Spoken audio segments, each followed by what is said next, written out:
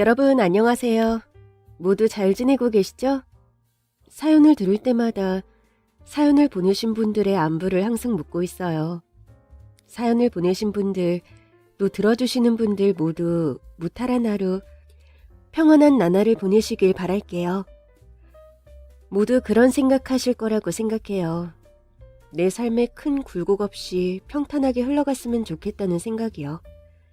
저 역시 마찬가지였고 더도 말고 덜도 말고 그냥 큰 사고 없이 살았으면 좋겠다고 생각했는데 그게 마음처럼 쉽지가 않네요. 사연 없는 집 없다고 하지만 저도 우리 가족 얘기를 해보고 싶었어요. 그동안 그래도 잘 살았다고 위로도 받고 칭찬도 받고 싶은 마음이 있나 봐요. 잘 들어주실 거죠? 어렸을 적부터 텔레비전과 영화 보는 걸 좋아했던 저는 너무나 자연스럽게 연기자의 꿈을 키웠습니다. 나도 저렇게 멋지게 연기하고 싶어. 이 생각을 어렸을 적부터 하며 자랐어요. 엄마, 나도 TV에 나오고 싶어. 그래? 우리 연진이 얼굴도 작고 예쁘고 또 재능 있으니까 정말 훌륭한 연기자가 될 수 있을 거야. 진짜지? 나도 저렇게 멋진 사람 연기할 수 있는 거지? 연진이가 하고 싶은 건 뭐든지 다 할 수 있어. 걱정하지 마.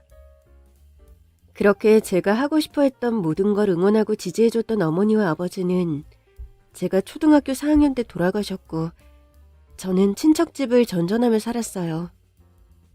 연진아, 너 연극 본 적 있어? 연극? 연극이 뭐야? 배우들이 연기하는 걸 극장이나 텔레비전이 아닌 우리 눈앞에서 직접 볼 수 있어. 언니랑 토요일에 보러 갈래? 좋아, 언니. 나 보러 갈래. 나 꼭 데리고 가야 해. 알았어. 그럼 토요일에 나랑 같이 가는 거다. 당시 서울 고모네 집에서 잠시 지냈던 저는 고모의 딸, 그러니까 저보다 6살 많은 사촌 언니와 함께 지내고 있었어요. 눈치를 줬던 고모와 달리 사촌 언니는 저를 많이 챙겨줬었죠. 제가 연기에 관심이 많다는 걸 알았던 언니는 재미있는 드라마가 하면 제가 볼 수 있게 해줬고 극장도 자주 데려갔었어요. 어때? 재미있었어? 언니, 나 연극 배우 할래. 연극 배우 하려면 어떻게 해야 해? 나 연극 배우 하고 싶어. 그 정도야? 그렇게 연극에 반했어? 사촌 언니가 저에게 연극을 보여줬던 날 저는 벼락을 맞은 것 같이 전율했어요. 그리고 앞으로의 제 삶은 이 무대에서 펼쳐질 거란 강렬한 느낌을 받았죠. 생생한 감정 전달, 관객들이 긴장을 늦출 수 없게 만드는 이야기 전개. 저는 홀딱 반해버리고 말았습니다. 언니, 나 이거 내일도 내일 모레도 계속 보고 싶어. 그렇게 재미있었어? 응, 나도 저렇게 멋진 배우가 될 거야. 언니가 저번에도 말했지? 연진이는 정말 멋진 배우가 될 거야. 언니가 항상 응원할게. 그렇게 저는 대학 진학을 미루고 바로 대학로에 있는 극단에 들어갔습니다. 선배들이 하는 연기를 곁눈질로 배우며 아무도 없을 때 대사를 뱉어보기도 하고 제 마음대로 대사를 바꿔보고 그랬었죠. 그렇게 극단 생활을 한 지 6년째. 작은 역할이지만 무대에 오르기 시작하며 조금씩 인지도도 쌓이기 시작할 무렵 남편을 만났습니다. 남편은 다른 극단에서 연기하다 제가 있는 극단으로 스카우트 되어 온 배우 선배였어요. 연진 씨도 끝나고 술 한잔 할래요?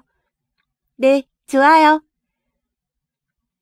사람이 수더분하고 연기 선배였지만 저에게 꼰대처럼 이래라 저래라 말도 안 되는 충고도 하지 않고 저에게 딱 필요한 평가만 해주는 사람이 참 좋았어요. 연진 씨, 여기선 감정을 조금 더 절제하고 말하는 게 좋을 것 같아요. 지금 너무 많이 흥분했어요. 극 속의 영자는 자신의 감정을 잘 표출해낼 줄 모르는 사람이잖아요. 절정으로 가기 전 이렇게 많은 감정을 배출하는 건 별로인 것 같아요. 네, 알겠습니다. 다시 할게요. 잠깐만요. 연진 씨, 왜 대사를 바꿨어요? 여기선 영자가 무조건 아니라고 하는 것보다 조금 더 구체적인 이유를 말하는 게 좋을 것 같아서 바꿔봤는데 별로인가요? 아니, 저 아주 좋은데. 가만 보면 연진이 대사 쓰는 거에 소질이 있어.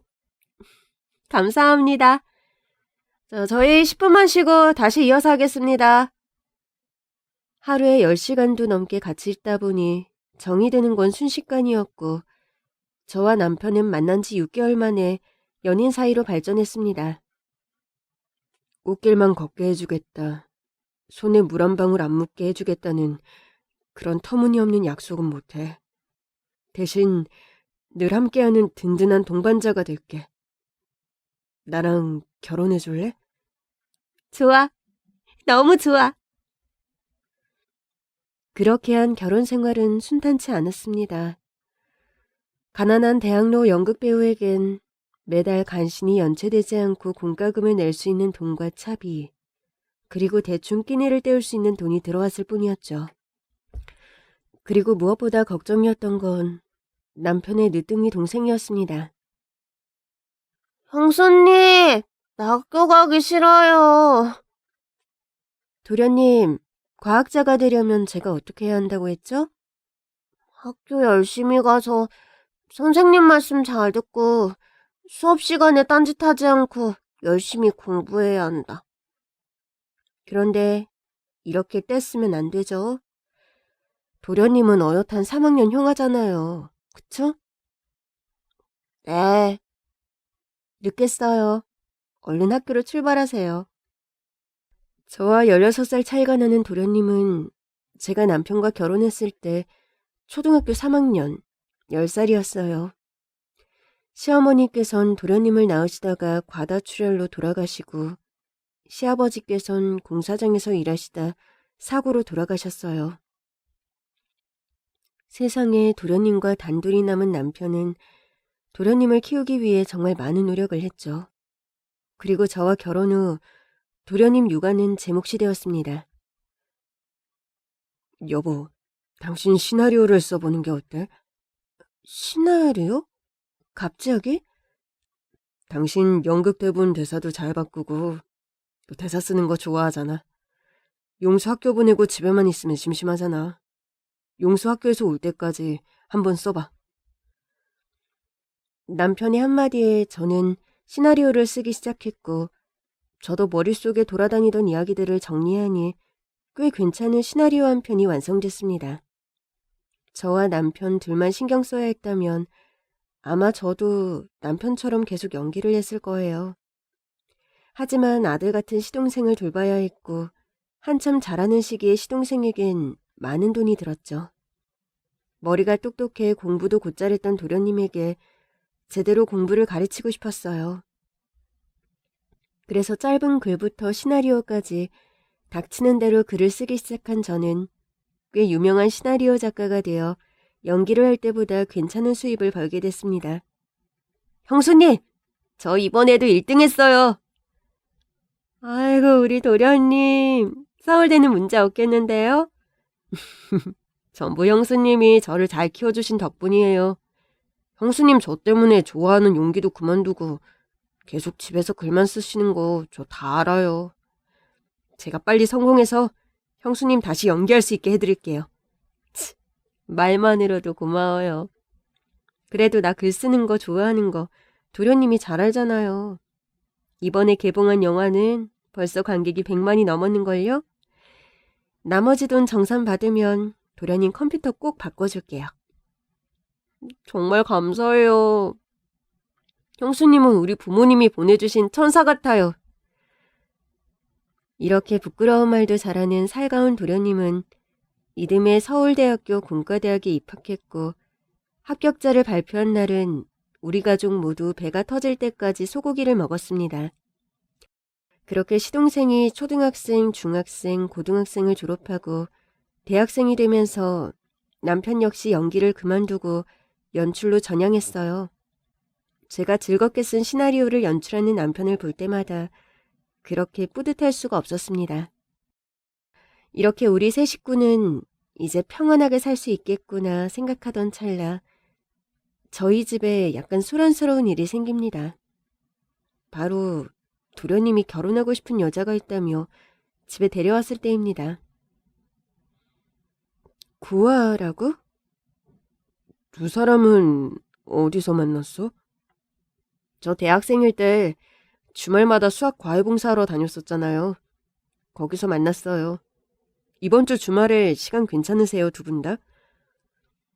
그날 저녁 침대에 누운 저와 남편은 도련님이 만나는 여자에 대해 한참 얘기를 나눴습니다.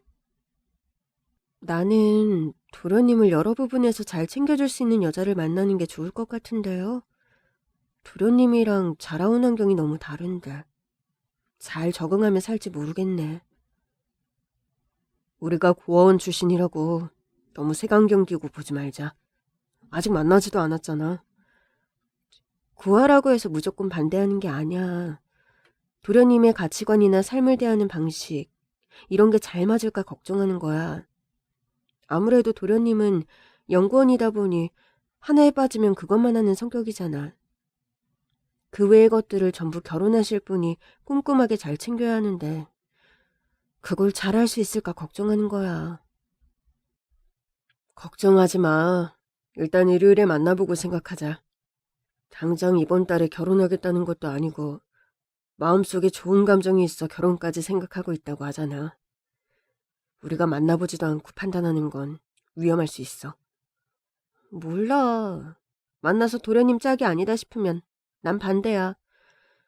우리 도련님 내가 어떻게 키웠는데 아무나 하고 결혼시킬 수 없어. 참, 당신 지금 되게 극성 시어머니 같은 거 알아?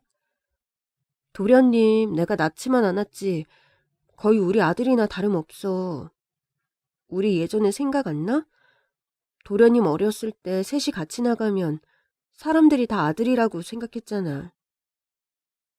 누가 엄마 아빠가 젊어서 좋겠다고 물어보면 장난기 많은 도련님, 형이랑 형수라고 하지 않고 부모님 맞다고 대답했던 게 엊그제 같은데 벌써 결혼할 나이가 됐네. 자기야, 우리 나이 진짜 많이 먹었나 봐. 그럼 그 세월이 얼만데. 어쨌든 고아라고 너무 색안경 끼고 보지 마. 알았지? 그거야말로 도련님이 데리고 오는 여성이 어떤 사람인지 봐야 아, 내가 오해했구나. 아니면 그럼 그렇지, 내 생각이 맞았네 하고 생각할 수 있지. 너무 걱정하지 마. 우리가 돈이 그렇게 많지는 않지만 설마 돈을 보고 일부러 접근하고 뭐 그런 질 나쁜 사람이겠어? 용수 우리한테는 어린애지. 벌써 사회생활 3년 차야. 알았어. 일단 자자. 그리고 일요일 오후 도련님이 연애 중인 여성과 집을 함께 찾았습니다. 처음 뵙겠습니다. 안유정이라고 합니다. 용수 씨한테 두 분 얘기 많이 들었어요. 부모님이나 다름없는 분들이라고. 두 분이 없었으면 자신은 이렇게 잘 자라지도 못했을 거라고 얘기를 많이 해줬거든요. 동서는 첫인상은 일부러 말하지 않으면 고아원에서 자랐다는 걸 전혀 알 수 없는 기품 있는 여성이었습니다. 작은 행동 하나, 조심히 하는 말 한마디. 무엇보다 도련님을 생각하는 마음이 기특해 저는 사르르 마음이 풀리고 말았죠. 내가 뭐 하나에 빠지면 그것만 하는 사람이잖아요. 다른 건 신경 쓰지도 않고 내가 그렇게 신경 쓰지 않고 무신경하게 넘어가는 것들을 유정이가 다 챙겨줘요. 얼마나 꼼꼼한데. 내 병원 예약은 물론이고 시간마다 약 챙겨 먹으라고 전화, 밥 챙겨 먹으라고 전화, 공과금 내야 한다고 전화. 나 유정이 없으면 정말 아무것도 못해요. 이게 뭐 대단한 거예요. 전 그냥 용수 씨가 놓치는 부분을 그러지 않게 조금 챙겨주고 있는 거예요. 그렇게 대단한 일을 하는 것도 아닌걸요. 마치 당연한 일을 하고 있다는 마음 씀씀이도 예뻤습니다. 저와 남편은 두 사람의 결혼을 허락했고 사실 허락이라는 말도 웃기죠. 저희는 그냥 도련님의 형이고 형수님일 뿐인데. 정말 부모님처럼 생각해주는 도련님의 마음에 크게 감명을 받았습니다. 동서, 나랑 주말에 대학로 안 갈래? 대학로요? 저 한 번도 안 가봤는데. 수도권이지만 도심에서 많이 떨어진 곳에 있는 고원에서 자랐던 동서는 아직도 서울 지리가 익숙하지 않았답니다. 그래서 제가 일이 없을 때마다 동서를 데리고 서울 투어를 했었죠. 나랑 남편이랑 처음 만났던 극단에도 한번 가보자. 얼마 전에 극단 사람한테 연락이 왔는데 재밌는 연극 올린다고 꼭 보러 오라고 했거든. 이 사람이랑 서방님이랑 다 같이 가면 좋을 텐데 다들 주말에 자기 할 일 하느라 바쁘잖아. 그러니까 우리끼리 데이트하자. 좋아요, 형님. 이 사람한테 형님이랑 아주버님 연극 배우였다는 얘기는 몇 번 들었었는데 형님이 일했던 곳에 함께 가게 되다니 영광입니다. 형님이 연기하는 모습도 보고 싶어요. 안 보는 게 나아. 극단에 6년이나 있었는데 조연급도 아니고 매번 단역이나 많이 나오지 않는 여러 역을 하는 그런 사람이었는데 그러고 보니 우리 남편이 성견지명이 있었지. 내가 연기는 못해도 글은 잘 쓴다는 걸 알고 있었던 거야. 그러니까 그때 그렇게 강하게 나보고 글을 쓰라고 밀어붙였지. 사실 나는 대본을 써야겠다는 생각은 한 번도 안 해봤거든. 용수 씨 만난 지 얼마 안 됐을 때 형님하고 아주버님이 연극과 영화 쪽에 종사하신다고 들었을 때 너무 가슴이 두근거렸어요. 저에게 연극이나 영화 이런 건 너무 별세계 얘기인데 거기서 일하는 사람이 이렇게 가까운 곳에 있었다니. 그래서 형님이 시나리오 쓰신 영화 진짜 많이 봤어요. 특히 가족의 선택은 5번이나 봤는걸요? 아이 참, 아유 부끄럽게. 아무튼 주말엔 나랑 데이트하는 거다. 네? 주말, 동서와 오랜만에 대학로를 찾은 저는 추억에 젖어 동서에게 많은 얘기를 해줬어요. 동서는 제가 얘기할 때마다 눈을 반짝이며 즐겁게 얘기를 들어줬죠. 동서, 또 가고 싶은 곳 있어? 저 기차 한 번도 안 타봤어요. 기차 타고 부산 가고 싶어요. KTX를 한 번도 안 타봤어? 그럼 당장 바다 보러 가야지. 지금은 너무 더우니까 날 선선해지면 그때 내려가자. 가을 바다가 또 낭만이 있거든. 가서 바다도 보고 시장 구경도 하고 맛있는 것도 많이 먹고 오자. 아니면 영화제 기간에 내려가서 재밌는 영화도 보고 올까? 뭐든지 다 좋아요. 어렸을 때 저를 챙겨줬던 사촌 언니의 마음이 이런 거였을까요? 하나라도 더 먹이고 싶고 좋은 곳은 무조건 데려가고 싶고 세상 물정 모르는 것 같지만 누구보다 현명하고 옆에서 우리 도련님을 잘 챙겨주고 도련님 역시 동서를 너무 사랑하고 처음 동서와 결혼한다고 했을 때 반대했던 자신이 조금 부끄러워졌습니다. 형님, 저는 형님이 제 형님이라 너무 좋아요. 저 역시 형님이 우리 엄마 같고 나 언니 같고 그래요. 저 예쁘게 봐주셔서 정말 감사해요, 형님. 무슨 당연한 소리를 하고 있어. 우리 도련님하고 결혼한 순간 동서도 우리 가족인데 당연히 내가 윗사람으로서 동서를 잘 챙겨야지. 형님이 해준 음식들도 너무 좋고 저에게 다양한 경험을 시켜주시는 것도 다 좋아요. 저 평생 형님에게 받은 것들 다 갚으면서 살 거예요. 정말요. 갚긴 뭘 갚아. 그냥 아프지 말고 잘 살아주기만 하면 돼. 알았지? 네, 알았어요. 전 결혼하기 전엔 가족의 사랑이라는 것에 대해 전혀 알지 못한 채 지냈어요. 그런데 가족의 울타리에 들어온 게 이렇게 든든하고 좋은 건지 형님 덕분에 매일 알게 돼요. 정말 고마워요, 형님. 으이구, 기특하다, 기특해. 동서, 이제 가족의 사랑 듬뿍 받으면서 살아. 내가 그렇게 해줄게. 알겠지? 네. 그렇게 서방님과 동서가 결혼한 지 2년째 되던 해 서방님의 일 때문에 두 사람은 지방으로 내려갔습니다.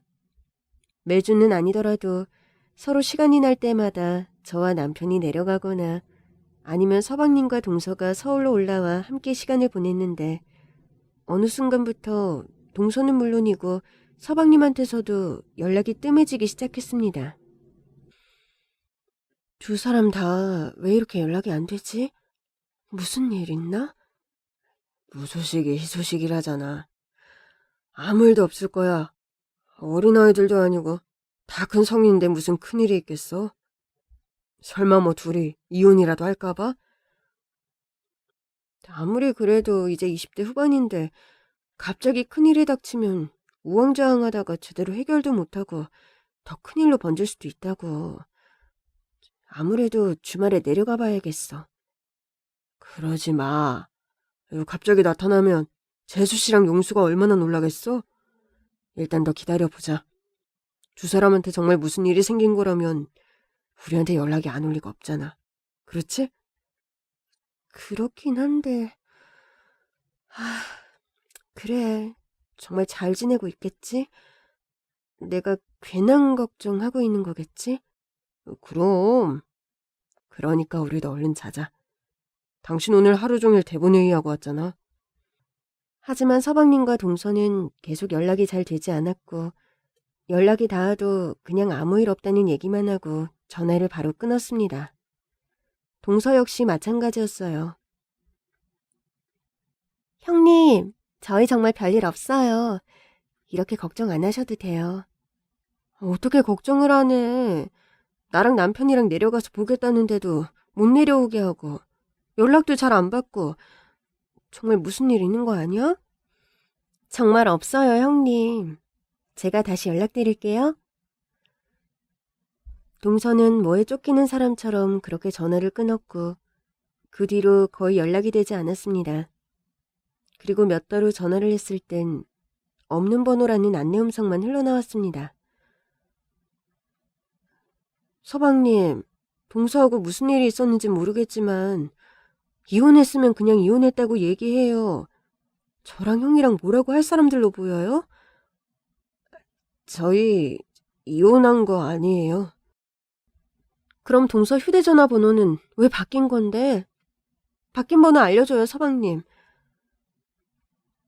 그냥 저희 잘 있어요. 앞으로 이렇게 자주 연락 안 하셔도 돼요. 저희 이혼한 것도 아니고 싸운 것도 아니고 무슨 큰일이 생겼는데 형수님이랑 형 걱정할까봐 숨기는 것도 아니에요. 그러니까 앞으로 이렇게 자주 연락하지 마세요. 이 사람도 집에 하루 종일 혼자 있는 거 지루하다고 해서 집 앞에서 아르바이트 하고 있어요. 전 일이 많아져서 집에 못 들어가는 날도 많아졌고요. 그러니까 정말 걱정하지 마세요. 네? 저 이제 들어가 봐야 해요. 또 연락드릴게요. 동서는 연락두절, 시동생은 어쩌다 한번 연락이 닿는 불안한 상황. 결국 저랑 남편은 그 주말에 서방님과 동서가 지내는 집으로 찾아갔지만 이미 이사를 한 후였습니다. 이게 말이 돼? 두 사람 다 어디로 증발해버린 거냐고. 이 자식 말도 안 하고 대체 무슨 일을 하고 다니는 거야? 이사를 했으면 그냥 지나가는 말이라도 이사했다고 한마디 하는 게 그렇게 어려워? 서방님 전화 안 받아. 주말이라 출근도 안 할 텐데 대체 어디로 이사 간 거야? 저희는 낯선 동네에서 방황하다 어쩔 수 없이 서울집으로 올라왔습니다. 나 정말 서방님한테 실망이야. 우리 사이가 이것밖에 안 되는 거였어? 동서도 아주 괘씸해. 그때 내려갈 때 3년 정도 있으면 올라올 거라고 했지? 일단 기다려보자. 연락 오겠지. 그때 차근차근 얘기해보자. 그러다 이미 우리도 손 쓸 수 없는 정도의 큰일이 생긴 거면 어떡해. 아닐 거야. 일단 기다려보자. 결국은 다 얘기할 거야. 그렇게 시간이 흘렀고 3년 후 정말 서방님이 저희 서울집으로 찾아왔습니다. 서방님, 이제 완전히 올라온 거예요? 동서는요? 혼자 먼저 올라온 거예요? 대체 무슨 일이 있었길래 그렇게 연락도 잘 안 되고 이사까지 간 거예요. 형수님. 갑자기 오열함에 무너지는 서방님을 본 저와 남편은 너무 놀라 서방님을 안았고 서방님 입에서 믿지 못할 말이 흘러나왔습니다. 형수님, 죽었어요. 죽었어요? 누가요? 설마... 아니죠.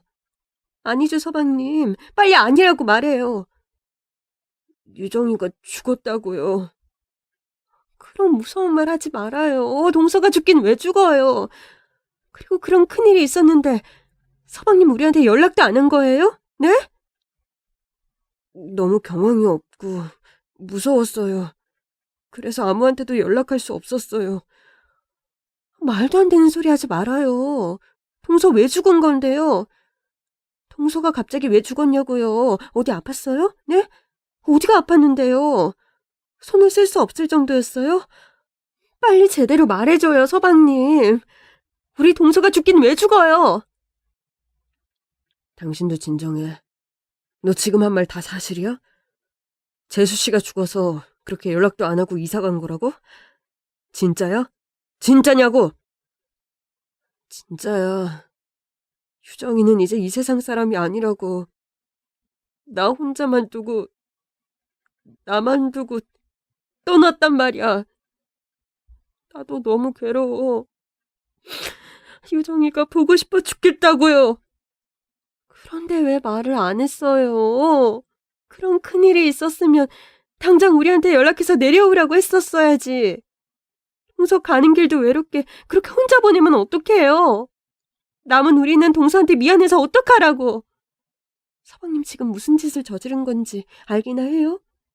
서방님 말이 진실이라면 우리는 동서 마지막 가는 길에 인사도 못 해준 거라고요. 이렇게 무관심한 가족이 어딨어. 서방님 왜 나랑 우리 남편 나쁜 사람 만들어요? 누구보다 내가 동서 아끼고 사랑하는 거 알았으면서 서방님이 이러면 안 되지. 당장 일어나요. 나 동서가 정말 나한테 이렇게 말도 안 하고 세상을 떠난 건지 확인해야겠어요. 동서 있는 곳으로 당장 가요. 당장! 빨리 일어나요, 서방님. 나 동서가 정말 떠나는지 내 눈으로 확인해야겠으니까. 뿌렸어요. 뿌렸다고? 뭘? 설마 너 평소 유정이가 좋아했던 바다 죽어서라도 실컷 보라고 유정이 바다로 보내줬어요. 서방님 어쩜 이렇게 사람이 차가울 수가 있어요? 그럼 지금 동서의 흔적도 안 남았다는 거예요? 지금 그 말을 하고 있는 거예요? 네? 저는 정말 절망에 빠질 수밖에 없었습니다. 그렇게 어리고 예뻤던 동서가 이렇게 허무하게 가면 안 되는 거잖아요. 서방님도 이런 큰일을 우리한테 말도 안 하고 치르면 안 되는 거잖아요. 저는 너무 허무하고 허탈해 방바닥에 주저앉고 말았습니다. 그렇게 며칠이 지나고 방 밖으로 나오지도 않던 서방님이 갈 곳이 있다며 외출 준비를 하고 있었어요. 같이 가요, 서방님. 내가 데려다 줄게요. 괜찮아요. 걸어서 갈 수 있는 곳이에요. 너무 방에만 있었더니 답답해서 그래요. 그냥 조용히 혼자 산책하고 올게요. 저도 제 마음 정리가 되면 이제 말해도 되겠다 싶은 순간이 오면 다 말씀드릴게요. 조금만 기다려주세요, 형수님. 알았어요. 조심히 다녀와요, 서방님. 그렇게 서방님이 나가고 시나리오 작업을 하고 있던 저에게 모르는 번호로 전화가 왔습니다. 여자의 직감이라는 게 있잖아요. 등골이 오싹해지면서 계속 울리는 전화를 받고 싶으면서도 왠지 받으면 안 될 것 같은 느낌이 들었습니다. 끊겼다 다시 울리는 전화를 보고 침을 꿀꺽 삼킨 저는 조심스럽게 전화를 받았습니다. 여보세요? 정영수 씨 보호자 되시나요? 저는 상대방의 저 한마디에 손이 벌벌 떨리기 시작했어요. 네, 맞는데요. 지금 빨리 병원으로 오셔야 할 것 같습니다. 정용수 씨 생명이 위급합니다. 저는 뒷말은 듣지도 않고 병원으로 달려갔습니다. 대체 무슨 정신으로 운전하고 갔는지 모르겠어요. 병원 로비에 들어서자마자 아까 전화가 왔던 번호로 전화했고 병원 위치를 듣자마자 달렸습니다. 먼저 와 있던 남편의 얼굴은 절망으로 물들어 있었습니다. 아무래도 육교에서 세상을 등지려고 한 것 같습니다. 지금 긴급 수술에 들어가는데 상태를 봐야 할 것 같습니다. 저는 무너지고 말았어요. 동서가 얼마나 그리웠으면 이런 행동까지 했을까요? 저는 남편을 붙잡고 꺽꺽거리며 지나가는 사람이 쳐다보든 말든 큰 소리로 울 수밖에 없었습니다. 어쩜 사람들이 이렇게 매정해. 남겨진 사람들은 대체 어떻게 살려고 다들 이런 선택을 하는 거야. 동서도 그렇고 서방님도 그렇고 우리 사이는 지금 남보다 못한 사이라고. 이러다 우리 서방님까지 이러면 어떡해 여보? 나 정말 두 사람한테 너무 미안해서 어떡하지? 나 미치겠어 여보. 용수 수술 잘 끝날 거야. 걱정하지 마. 용수 그렇게 나약하지 않아. 수술 잘 이겨내고 다시 웃으며 우리 반겨줄 거야. 아까 나간다고 했을 때 내가 못 나가게 막았어야 했어. 아니면 무슨 수를 써서라도 꼭 같이 가야 했다고. 전부 나 때문이야. 내가 도련님 막을 수 있었는데 막지 못했어. 전부 나 때문이야. 나 나중에 동서 만나면 대체 어떻게 용서를 빌지? 두 사람한테 모두 미안해서 나 어떻게 사냐고. 수술은 잘 끝났지만 서방님은 여전히 의식불명이었어요. 정말 친자식처럼 키웠던 도련님은 동서를 따라 세상을 등지겠다고 이렇게 극단적인 선택을 하고 저는 너무 무기력함을 느꼈어요. 집에서 나갈 때 입었던 옷을 경찰에게 받은 저는 피가 묻은 옷을 정리해서 집에 가져가야겠다고 생각했어요. 혹시 주머니에 중요한 게 없나 살펴보는데 웬 쪽지 하나가 나왔습니다. 그리고 쪽지에 적힌 내용을 보자마자 저는 너무 놀라 손이 벌벌 떨렸습니다. 쪽지엔 이렇게 적혀 있었습니다. 형수님, 이 쪽지 발견하면 성북동 땡땡번지로 가세요. 꼭이요. 저는 다음날 날이 밝자마자 쪽지에 적힌 주소로 향했고 도착한 곳은 어마어마한 대저택이었습니다. 도련님은 왜 이런 저택으로 나를 보낸 거지? 혹시 동서의 죽음에 무슨 비밀이 있나? 저는 망설이지 않고 벨을 눌렀고 누구냐고 물어보는 소리도 없이 대문이 열렸어요. 저는 주저하지 않고 안으로 들어갔습니다. 넓은 마당을 지나 본 집 앞으로 걸어가니 문 앞에는 믿을 수 없는 사람이 초조해하며 저를 기다리고 있었습니다. 형님! 바로 죽은 줄 알았던 동서였습니다. 동서? 정말 동서야? 버선발로 뛰어나와 저를 껴안은 동서는 벌써 얼굴이 눈물범벅이었어요. 동서가 왜 여기서 나와? 동서, 대체 무슨 일이 있었던 거야? 이게 대체 무슨 일인데? 동서랑 서방님 대체 뭘 숨기고 있는 거냐고. 저를 데리고 집 안으로 들어간 동서는 2층에 자신의 방이 있다며 저를 데리고 올라갔습니다. 저 죽지 않았어요, 형님. 대신 이 집으로 납치당했어요. 납치라니, 당장 경찰에 신고해야지. 제 말에 고개를 도리도리 저은 동서는 믿을 수 없는 얘기를 꺼냈습니다. 형님도 알다시피 저는 부모가 누군지도 모르고 마치 고아원에서 태어났던 것처럼 그렇게 고아원에서 자랐어요. 그렇게 어떤 어른도 저를 입양하려 하지 않았고 성인이 돼서도 독립하지 못하고 그곳에서 지냈죠. 그리고 남편을 만났어요. 남편을 만난 덕분에 형님도 아주버님도 만날 수 있었죠. 덜덜 떨리는 동서의 손을 가만히 잡아줬습니다. 그렇게 30년 가까이 살았는데 어느 날 자신을 아빠라며 소개하는 한 어른을 만났어요. 아마 형님도 TV에서 보신 적 있으실 거예요. 그러면서 화장대에 있는 사진을 가지고 와 보여주는데 사진 속 주인공은 바로 이름만 대면 알 수 있는 대기업 회장님이었습니다. 이 사람이 지금 동서 아버지라는 거야? 네, 그렇대요. 저는 믿을 수 없어서 유전자 검사까지 했는데 99.9% 일치가 나왔어요. 이렇게 멀쩡하게 살아계시는데 동서는 왜 고아원에서 자란 거야? 아버지 회사에서 정기적으로 후원하는 곳이 있는데 그의 후원 행사를 엄청 큰 놀이공원에서 했대요.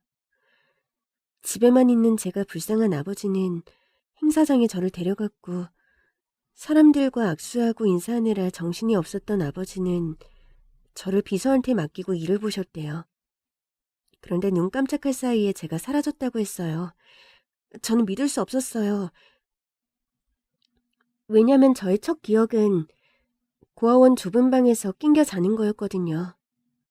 혹시 머리에 문제가 생긴 거 아니냐는 아버지의 말에 병원 가서 검사까지 받았는데 그냥 어렸을 때 충격이 너무 커 제가 의식적으로 그 아픈 기억을 지운 것 같다고 의사 선생님께서 말씀하셨어요.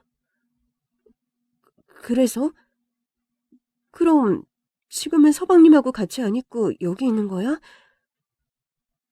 주말에 남편이랑 장을 보러 갔다 집으로 돌아오는 길에 아버지를 만났어요.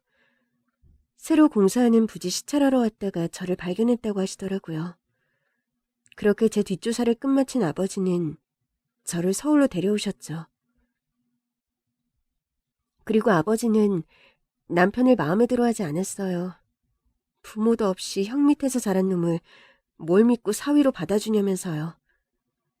저는 울면서 매달렸어요. 이 사람이 아니면 안 된다고. 나 부자 아빠 필요 없으니까 이 사람이랑 살게 해달라고 빌었어요. 하지만 아버지는 제 말을 제대로 듣지도 않았고 힘센 사람들을 시켜 저를 차에 태워 그대로 서울로 데려오셨어요.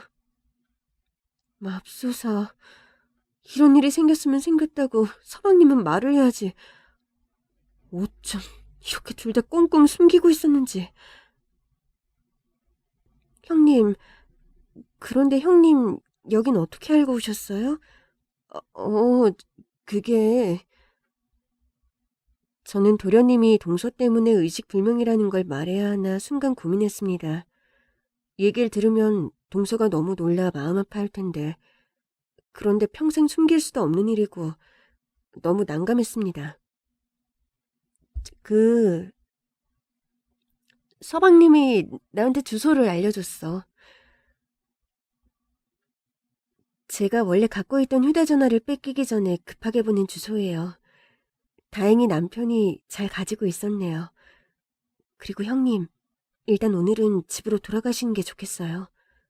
뭐? 왜? 나랑 같이 이 집에서 나가야지. 일단 오늘은 가세요, 형님. 제가 나중에 연락드릴게요. 아버지가 형님 여기 집에 온 거 알면 가만히 있지 않으실 거예요. 잘 됐네. 오히려 어떤 분인지 만나 뵙고 싶었는데 왜? 뭐 나까지 납치해서 감금하실 건가? 자네 지금 그게 무슨 소린가? 내가 누굴 납치라도 했다는 말인가? 아빠! 안녕하세요. 저 유정이 형님입니다. 유정이 이미 결혼한 거 얘기 들어서 잘 아시죠? 난 우리 딸 결혼시킨 적 없네. 그렇게 우리 딸이라고 유난 떠실 거였으면 더 빨리 유정이를 찾으셨어야죠. 놀이동산을 뒤잡듯이 뒤져서라도 애초에 유정이를 잃어버리지 말았어야죠.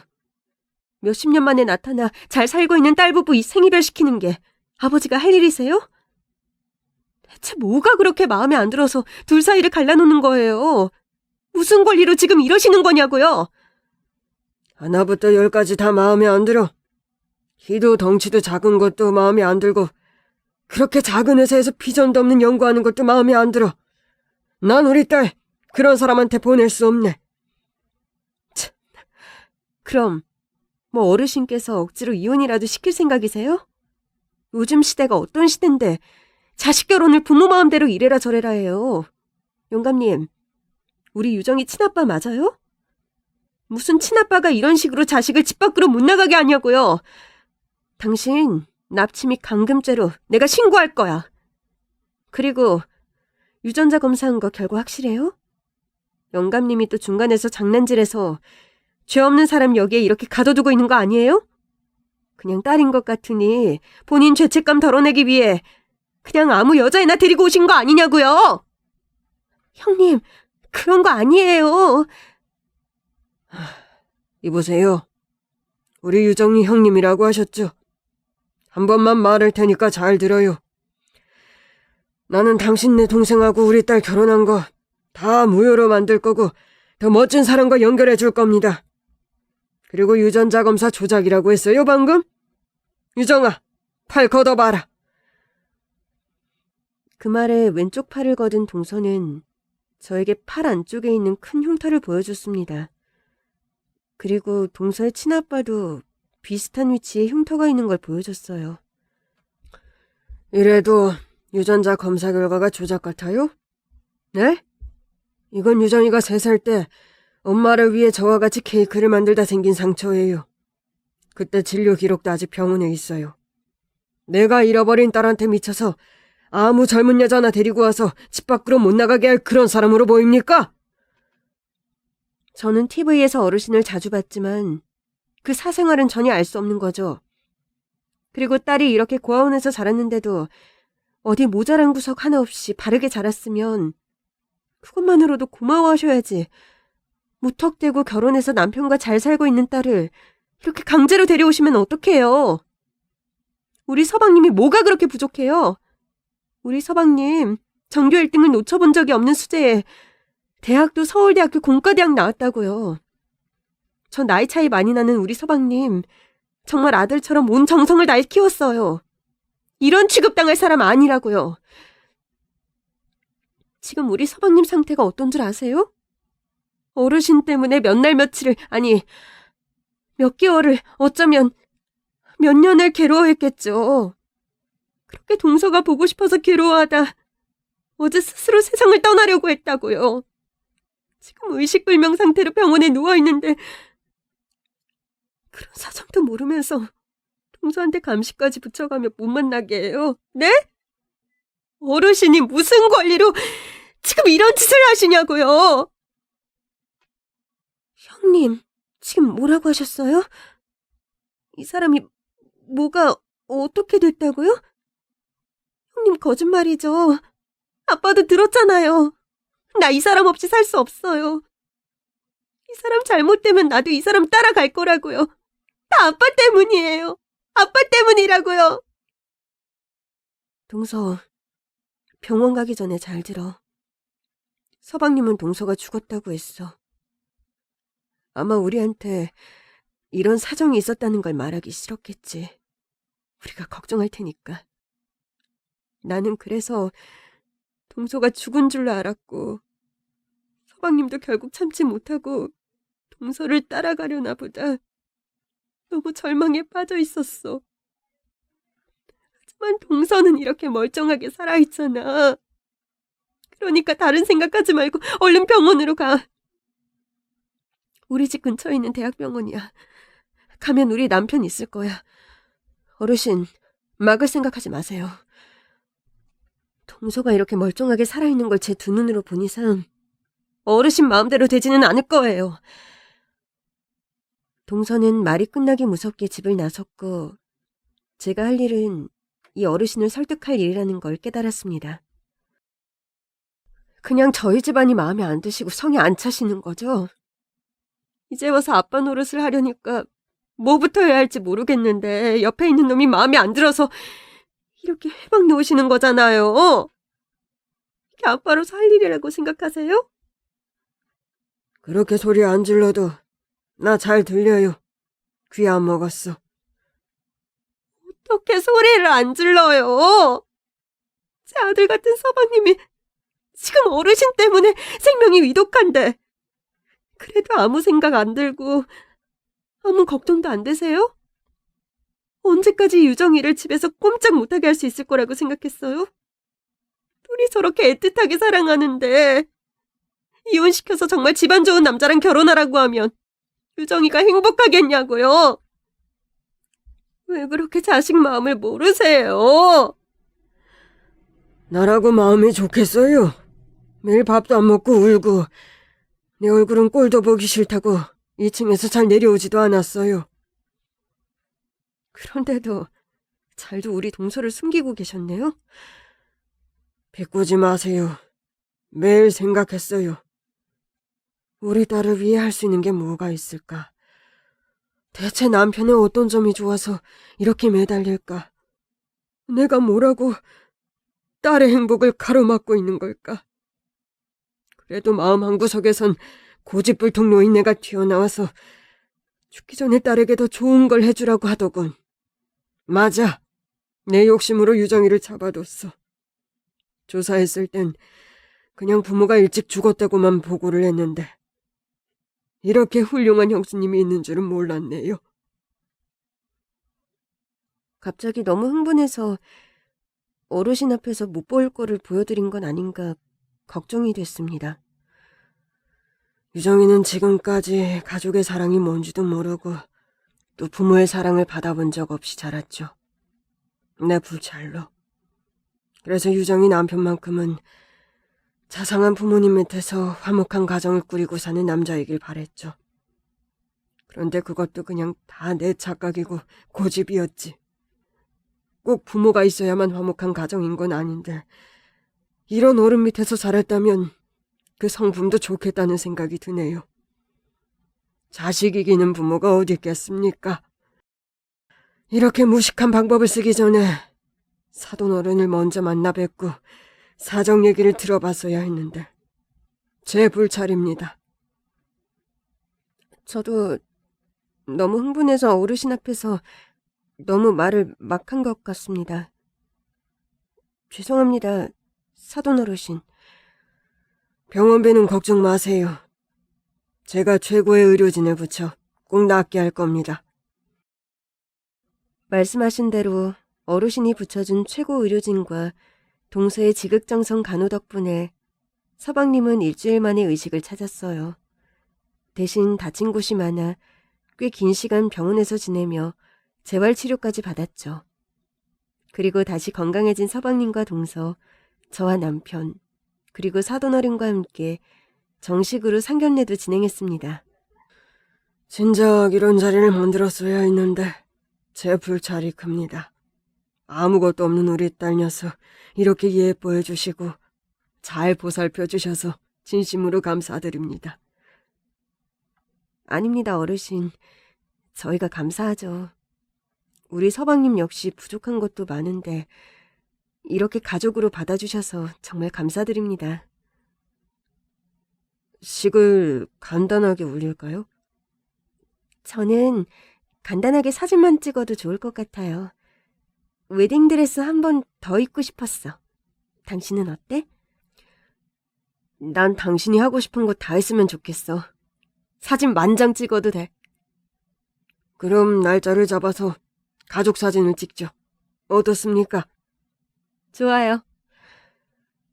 날짜는 곧 돌아오는 저희 결혼기념일에 촬영해요. 아빠, 그날 일정 꼭 빼두셔야 해요. 형님이랑 아주버님도 그날 꼭 일정 빼두세요. 알았죠? 당연하지, 우리 동서일인데. 우리 동서 웨딩드레스 입었을 때 진짜 예뻤는데. 그 예쁜 모습 또 볼 수 있어서 좋다. 그리고 어르신도 볼 수 있어서 좋아요. 그렇게 다시 모인 저희는 그 어떤 가족보다 끈끈한 유대감으로 뭉쳤습니다. 동서, 내일 하와이로 2번째 신혼여행 가는 기분이 어때? 너무 좋아요. 설레서 지금 며칠째 잠도 못 자고 있다고요. 그렇게 좋아? 동서가 좋으면 됐어. 동서가 행복하면 나도 행복하니까. 전부 다 형님 덕분이에요. 형님이 그날 집에 찾아오지 않았다면, 우리 아빠를 설득하지 않았다면 지금 이런 행복은 없었을 거예요. 어쩌면 용수 씨를 잃었을 수도 있어요. 그때를 생각하면서 너무 슬퍼하지 마. 이미 지나간 일이고 결국 우리는 다시 가족이란 이름으로 만났잖아? 나 서방님 거짓말 때문에 일주일은 울었다고. 항상 말하지만 정말 감사해요, 형님. 형수님, 정말 감사합니다. 형수님이랑 형님밖에 없어요. 둘 다 잘 커져서 내가 더 고마워. 신혼여행 잘 다녀와. 서방님이 대학교에서 뭘 전공했고 어떤 공부를 중점적으로 했는지, 그리고 졸업 후 어떤 일을 하고 있는지 구체적으로 듣던 사돈 어르신은 서방님에게 사업을 제안하셨고, 서방님은 그 사업 제안을 받아 지금 승승장구하고 있어요. 사돈 어르신이 우리 서방님 인정한 건 말할 것도 없고요. 그리고 하와이에서 허니문 베이비를 만들어 온 서방님과 동서는 지금 출산 준비를 하느라 정신없어요. 동서가 막달이거든요. 큰 굴곡 없이 지나가길 바랐던 제 인생은 이렇게 엄청난 폭풍이 한번 휩쓸고 갔습니다. 하지만 이 이후로 저희는 더 단단해졌고 어떻게 해야 행복할 수 있는지 한번 배우게 되는 계기가 됐습니다. 어쩌면 더 큰 태풍이 우리를 집어삼키기 위해 다가오고 있을지도 모르겠어요. 하지만 이젠 어떻게 극복해야 하는지 잘 알고 있어요. 무섭지 않아요. 제 옆엔 저를 지켜주는 든든한 가족이 있으니까요. 여기까지가 제 사연입니다. 들어주신 모든 분 정말 감사드려요. 동서가 예쁜 아기를 낳으면 다시 찾아올게요. 안녕히 계세요.